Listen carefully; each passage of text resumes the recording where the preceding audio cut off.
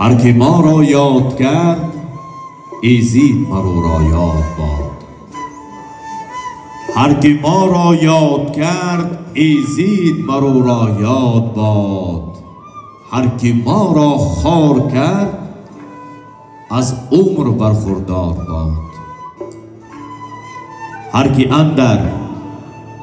اندر راه ما خاری فکن از دشمنی،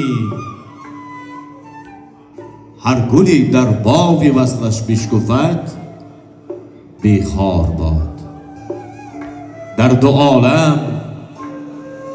دو عالم نیست ما را با کسی گردی غبار.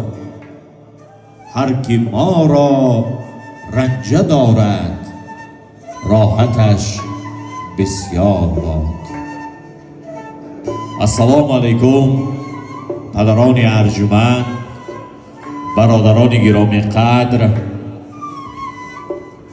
عالمان و عارفان و عابدان،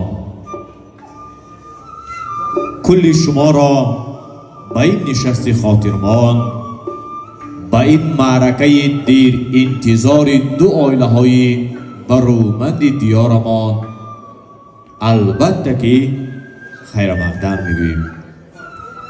این چه خوشبختی است که در این صبح با صفا ما به دیدار مبارک شما مشرف گردیده ایستادیم.